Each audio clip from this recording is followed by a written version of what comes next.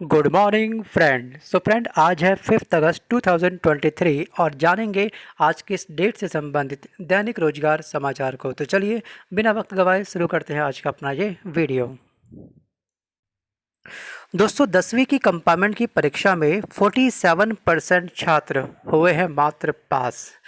दोस्तों, आप बखूबी ये बात सुनते होंगे कि अगर किसी भी स्टूडेंट की कंपार्टमेंट आती है तो उसको ये कहा जाता है कि कोई बात नहीं, एक में कंपार्टमेंट है ना, वो एक कोई दिक्कत नहीं, टेंशन ना ले, पास तो हो ही जाएगा। बट ऐसा नहीं है दोस्तों, वक्त अब बदल चुका है। पहले समय की बात कुछ और हुआ करती थी और इस समय कंपटीशन बहुत अधिक है। फाइनली मात्र 47% छात्र दोस्तों पास हुए हैं। इसकी वजह कुछ भी हो सकती है। बच्चों की तबीयत जरूर से ज़्यादा ख़राब हो गई होगी, वो एग्ज़ाम देने नहीं गए होंगे, या फिर उनकी तैयारी उतनी नहीं हो पाएगी जो इस एग्ज़ाम को देने की डिमांड थी, ये भी हो सकता है, या फिर कुछ अदर वजह है। दोस्तों, अब हम बात करते हैं कि 45,323 छात्रों ने प्राप्त किए 33 से लेकर के 40% के बीच अंक। दैट मीन्स कि यहाँ पर इतनी बड़ी संख्या में वो छात्र हैं जो पॉइंटों में पास हुए हैं। अब हम बात करते हैं कि 10वीं कक्षा की कंपार्टमेंट परीक्षा में 47.40% छात्र सफल रहे और परीक्षा जो हुई थी ये हुई थी 17 जुलाई से लेकर के 22 जुलाई तक आयोजित की गई थी। अब छात्रों के अंकों के सत्यापन की प्रक्रिया 7 अगस्त से शुरू होगी और इसके संबंध में जल्द ही अलग से सर्कुलर जारी किया जाएगा।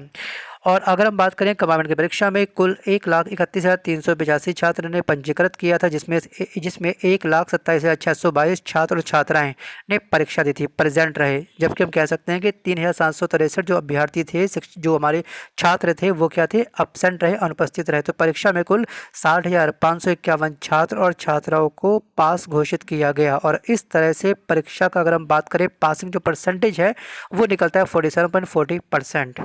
अब बढ़ते हैं अगली न्यूज़ की ओर। जो सेकंड न्यूज़ है ये भी आपके लिए इम्पोर्टेंट हो सकती है कि कनिष्क लिपिक सहायक के 3,831 पदों पर भर्ती होगी। दोस्तों, प्रदेश में मेडिकल पीजी की 330 सीटों में भी इजाफा हमको देखने को मिला। पहले हम बात करते हैं कनिष्क लिपिक के बारे में। दोस्तों, कनिष्क सहायक और कनिष्क लिपिक सहायक स्टेज 3 के कुल 3,768 सामान्य चयन और कनिष्क सहायक के 63 रिक्त पदों यानी कि कुल 3,831 रिक्त पदों के लिए आवेदन मांगे गए हैं। यहाँ पे आपको ध्यान रखना है कि इन पदों के लिए होने वाली मुख्य परीक्षा में वही अभ्यर्थी शामिल हो सकते हैं जिन्होंने प्रारंभिक आर्यता परीक्षा 2022 में प्रतिभाग किया हो, जिन्हें आयोग द्वारा स्कोर बोर्ड जारी किया गया हो। प्रारंभिक आर्यता परीक्षा 2022 में वास्तविक या सामान्य स्कोर में 0 या उससे कम नकारात्मक अंक प्राप्त करने वाले अभ्यर्थियों को इस मुख्य परीक्षा में शामिल होने की अनुमति नहीं होगी, जैसा कि लाजमी है, कॉमन सी बात है। और दोस्तों, यहाँ पे आप अपना जो आवेदन करेंगे वो करेंगे इस वेबसाइट पर जाकर के। थर्ड पार्टी कोई भी वेबसाइट पर आपको आवेदन नहीं करना है। कभी कभी ऐसा होता है कि आप किसी अदर पार्टी, किसी अदर वेबसाइट के थ्रू अपना फॉर्म फिल करते हैं तो वो एक्सेप्ट नहीं होता। आपको ऑफिशियल जो ऑथेंटिक वेबसाइट होती है वो पता होना चाहिए, up.pls.gov.in। इस पर जाने के बाद आप आवेदन कर सकते हैं। अब बात करते हैं दोस्तों मेडिकल सीट में जो इजाफा हुआ है। तो सरकारी मेडिकल कॉलेजों में 115 सीट और जो प्राइवेट मेडिकल कॉलेज है उसमें 215 सीटों में क्या हुई है, बढ़ोतरी हुई है। कल दोस्तों हमने को बताया था कि जो मेडिकल कॉलेजों की जो फीस होती है, कितनी महंगी महंगी फीस होती है। क्या आपको कल का वीडियो याद है? देखिए, अगर आप एक एक्टिव नागरिक हैं, एक एक्टिव युवा हैं, रोजगार संबंधित अगर आप जानकारी रखना चाहते हैं या फिर किसी भी एग्जाम की तैयारी कर रहे हो, पता होना चाहिए कौन सी फीस किसकी महंगी है, क्या क्या क्राइटेरिया होता है, नेगेटिव मार्किंग क्या होती है, क्या उसका सिलेबस होता है। तो ये चीज़ आपको अच्छे से पता होनी चाहिए। अब बात करते हैं बीएड स्पेशल प्रवेश परीक्षा आज से।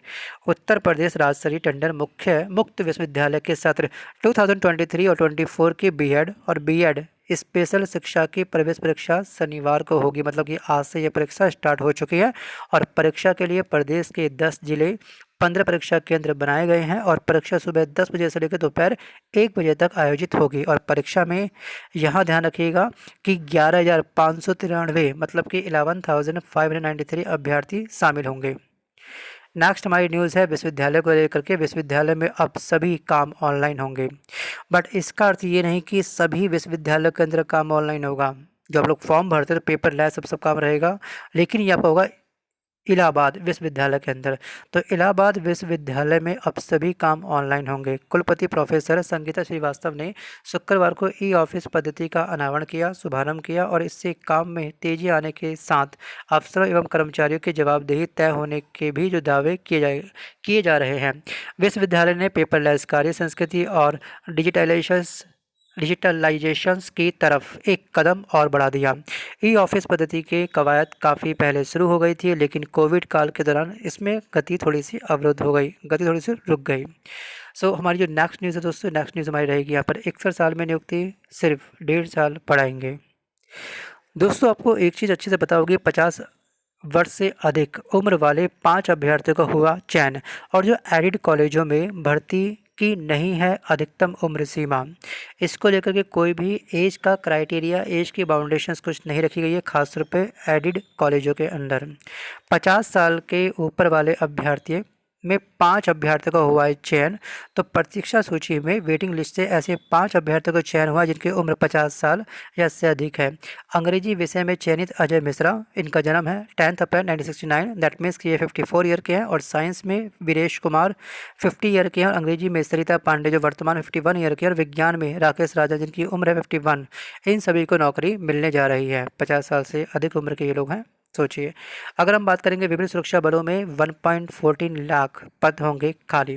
केंद्रीय मंत्री अजय कुमार मिश्रा ने राज्यसभा में कहा है कि गृह मंत्रालय के तहत विभिन्न संगठनों में 1,14,245 पद खाली हैं। इनमें आपके सीआरपीएफ, बीएसएफ, भारत तिब्बत सीमा पुलिस बल, असम राइफल, केंद्रीय औद्योगिक सुरक्षा बल, दिल्ली पुलिस शामिल है। कहा गया है कि 2023 में लगभग 31,879 पदों के लिए विज्ञापन प्रकाशित हुए और 1,126 पद भरे गए हैं। तो इतने पद क्या अभी भी खाली हैं। दोस्तों चलिए यहाँ पे एक बेसिक क्वेश्चन पूछूंगा कि आखिरकार सीआरपीएफ, बीएसएफ, आईटीबीपी, एनसीसी, ठीक है, रॉ, एनआईए, इन सब की स्थापना किस वर्ष हुई थी? जल्दी से आप मुझे कमेंट करिए। आई होप सो अगर हमारे सीरीज़ को लगातार फॉलो कर रहे हैं तो ये बेसिक जानकारी आपके पास में होगी। बताइए भाई, जो भी हमारा अर्धसैनिक सुरक्षा बल है उन सब की स्थापना कब कब हुई थी, ये आपसे पूछा गया है। पॉज करिए वीडियो को, सोचिए, ये बेसिक जानकारी आपके पास होनी चाहिए, चाहे आप भले ही इस एग्ज़ाम की तैयारी क्यों ना कर रहे हो। ठीक है, कर रहे हो तो अच्छी बात है, नहीं कर रहे तो भी चलेगा। बताइए फटाफट से। चलिए हम करते हैं डिस्कस। असम राइफल की दोस्तों जो स्थापना हुई थी 1835 में हुई थी। सीआरपीएफ की स्थापना 1939 में हुई थी। सेकंड वर्ल्ड वॉर की शुरुआत के समय इसकी स्थापना हुई थी। ठीक है, अगर हम बात करेंगे आईटीबीपी की स्थापना कब हुई थी, आईटीबीपी की स्थापना जो हुई थी ये दोस्तों हुई थी आपकी 1962 में, 1962 में। और जो इसका सीबीआई है इसके एक वर्ष बाद 1963 में क्या हुई थी, सीबीआई की स्थापना हुई थी। और इसके 2 वर्ष बाद 1965 में मतलब क्या हो जाएगी, बीएसएफ की स्थापना हो जाएगी। और बीएसएफ के 4 वर्ष बाद किसकी स्थापना हो जाएगी, ये स्थापना हो जाएगी सीआईएसएफ की। ठीक है, इसके बाद अगर हम बात करेंगे सीआईएसएफ की स्थापना कब हो जाएगी, सीआईएसएफ की स्थापना होगी दोस्तों 1969 में। बीएसएफ के 4 वर्ष बाद 1965 में +4 करोगे 1969 आ जाएगा। सीआईएसएफ की स्थापना तब हुई थी। अगर हम बात करेंगे रॉ की स्थापना कब हुई थी, तो रॉ की स्थापना हुई थी 1968 में। और एनआईए की स्थापना कब हुई थी, तो एनआईए की स्थापना हुई थी 2009 में। तो अगेन हम रिपीट करेंगे, वीडियो को पॉज करके कमेंट करिए फिर दोबारा से। असम राइफल 1835, सीआरपीएफ पॉज करिए भेजिए आंसर 1939, आईटीबीपी 1962, आईबी 1887, ठीक है, CBI 1963, BSF 1965, CSF 1969, raw 1968, NIA 2009। अब बात करते हैं नेक्स्ट न्यूज़ की तरफ। दोस्तों नेक्स्ट हमारी न्यूज़ है यूपी पीईटी 2023 के लिए 30 अगस्त तक आवेदन होंगे। दोस्तों संशोधन मतलब कि जो भी आप लोगों के फॉर्म में गलती होती है उसको ठीक करने की लास्ट डेट है 6 सितंबर तक किया जाएगा। दोस्तों यहाँ पे ना आपको बस एक चीज़ ध्यान रखनी है, कोई भी फॉर्म फिल करते समय जो भी आप टैब फिल करते हो, अपना नाम, फादर का नाम, डेट ऑफ बर्थ वगैरह, उसको कम से कम 2 बार क्रॉस चेक कर लिया करो। ठीक है, संशोधन ना करना पड़े यही पूरा ट्राई करा करो। अगर एक बार गलती हो गई और संशोधन की लिस्ट संशोधन होने की जो लास्ट डेट है वो भी आपके हाथ से निकल गई तो बड़ी दिक्कतों का सामना करना पड़ता है। तो क्यों ना एक बार ढंग से फॉर्म भरा जाए, 2-3 बार चेक कर लिया जाए कि कोई सरनेम में गलती तो नहीं है, कोई स्पेलिंग में गलती तो नहीं है। तो फॉर्म भरते समय आप ध्यान रखा करो, और प्रत्येक गलत सवाल पर नेगेटिव मार्किंग भी आपकी होगी। दोस्तों आवेदन की लास्ट डेट है 30 अगस्त। मैं अगेन बोलूँगा कि आपको ऑफिशियल वेबसाइट पर जाकर ही आवेदन करना है, थर्ड पार्टी किसी भी वेबसाइट पर जाकर के आपको कोई भी ये एक्टिविटी नहीं करनी है। ठीक है, 2022 की परीक्षा में 37.58 लाख ने आवेदन किया था। सोचिए 37.58 लाख स्टूडेंट ने आवेदन किया था 2022 में जो आपके एग्ज़ाम हुआ था यार उसमें। और अब हम बात करते हैं कि आवेदन ये पूरा ऑनलाइन होगा। और पीईटी 2022 का परिणाम 25 जनवरी को स्टार्ट हुआ था। ठीक है, 25 जनवरी 2023 को घोषित हुआ था। ये 1 वर्ष तक यानी कि 24 जनवरी 2024 तक के लिए मान्य होगा। अब दोस्तों आप सोचिएगा कि ये जो आपका सर्टिफिकेट है कितने वर्ष तक वैलिड है।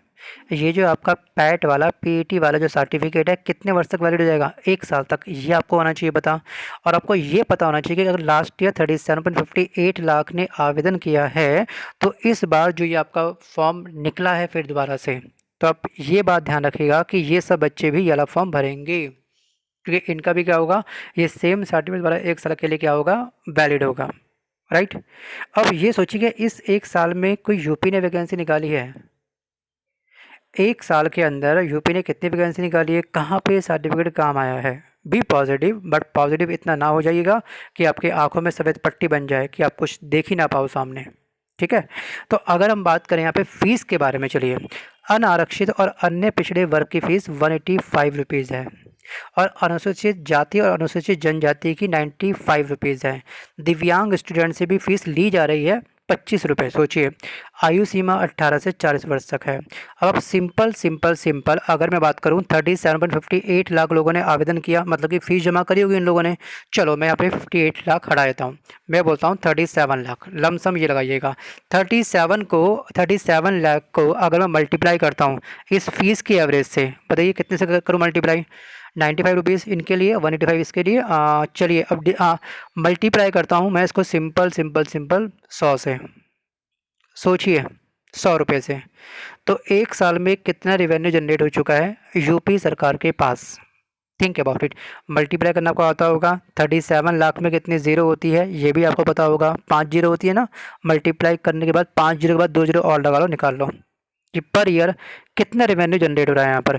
बाकी दोस्तों मैं आपको केवल आगाह करना चाहता हूँ कि थोड़ा सा मतलब कि आप ऐसी डिमांड डालो, ठीक है, ऐसा ट्वीट करो कि ये सर्टिफिकेट की जो वैलिडेशन है जो 1 साल का है वो कम से कम 3 साल फिर 5 साल का हो। ये तो होना चाहिए, वरना हर साल बच्चा इतना पैसा खर्च करेगा, पहले ये लेगा सर। मैं मानता हूँ कि ये भीड़ को हटाने का सबसे अच्छा तरीका है। मतलब कुछ बच्चे होते हैं बस ठीक है भीड़ में बस फॉर्म भर रहे हैं, जा रहे हैं सेंटर में, ये तरीका तो अच्छा है, लेकिन इसका सर्टिफिकेशंस की जो टाइम है वो बढ़ना चाहिए मेरे अकॉर्डिंग। आपको क्या लगता है, आप अपनी राय मुझे कमेंट करके जरूर बताइएगा। बी पॉजिटिव, बट पॉजिटिव इतना ना होना कि कहीं बस आप हर साल फॉर्म देते रहो, मतलब एग्ज़ाम मतलब ये वाला फॉर्म फिल करते रहो, फीस जमा करते रहो और एग्ज़ाम हो ही ना। राइट। सो आज के इस वीडियो में बस का इतना ही। वीडियो पसंद आया तो वीडियो को लाइक करिएगा, नहीं पसंद आया जम के डिसलाइक मारिए। आप जिस भी एग्ज़ाम की तैयारी कर रहे हो, एग्ज़ाम से संबंधित कोई भी आपके मन में डाउट है कि XYZ कौन सा सब्जेक्ट हम किस टीचर से पढ़ें, ठीक है, फ्री ऑफ कॉस्ट। यूट्यूब पे वैसे बहुत सारे टीचर है, बेस्ट टू बेस्ट टीचर, आप उनसे पढ़ सकते हो। अगर आपको आइडिया नहीं है तो आप अपना क्वेश्चन हमको इस वीडियो पर कमेंट कर सकते हो। ठीक है, धन्यवाद।